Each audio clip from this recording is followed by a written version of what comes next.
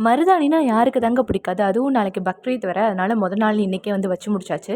Last time ஊருக்கு போகும்போது மருதாணி சில வந்து ஸ்டெம்ஸ்லாம் வந்து அம்மா குடுத்து விட்டுருந்தாங்க. சில பேருக்கு வந்து ஒரு டவுட் இருக்கும். க்ரோ பேக்ல வச்சா மருதாணி வந்து வளருமா? அப்படின்னு சொல்லிட்டு. தரையில வச்சா நல்லாவே வளரும். க்ரோ பேக்ல ஓரளவுக்கு வளர்க்க முடியும். அதனால நான் லாஸ்ட் டைம் கொண்டு வந்தத நட்டு வச்சேன். அதுவுமே நல்லா வந்து வளர்ந்துருந்துச்சு.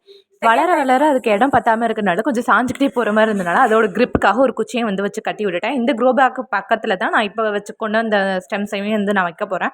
வேற க்ரோ பேக் இல்லாத காரணத்தினால் மட்டுமே நான் வந்து இந்த க்ரோ பேக்ல வந்து வைக்கிறேன். சீக்கிரமே இத வந்து இடம் மாத்திருவேன் நானு. கார்டனிங்ல பயங்கர இன்ட்ரெஸ்ட் இருக்கனால ஊருக்கு வரப்பலாம் ஏதாவது பூச்செடியோ, இல்ல ஏதாவது ஒண்ணு வாங்கிட்டு வந்து நம்ம வீட்ல வந்து வச்சுர்றது. அப்படிதான் சொல்லிட்டு இந்த மருதாணி எதார்த்தமா வந்து வச்சேன். அதுவுமே நல்லா வந்து வந்துருந்துச்சு.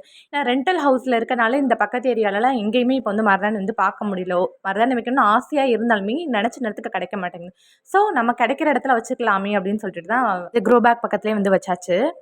வச்சு முடிச்சதுக்கப்புறம் தண்ணியெல்லாம் ஊத்திட்டு, அது ஃபுல் அவுட்புட் வந்து இப்படி தான் இருந்தது. நம்ம வந்து 1000 சப்ஸ்கிரைபர்ஸ் வந்து ரீச் பண்ணிட்டோம். எனக்கு ரொம்ப ரொம்ப ஹேப்பியா இருக்கு. நம்ம சேனல் இதுவரைக்கும் யாராவது பார்க்காம இருந்தீங்கன்னா, மறக்காம வந்து சப்ஸ்கிரைப் பண்ணி சப்போர்ட் பண்ணுங்க. இதுவரைக்கும் சப்ஸ்கிரைப் பண்ண எல்லாருக்குமே ரொம்ப தேங்க்ஸ்.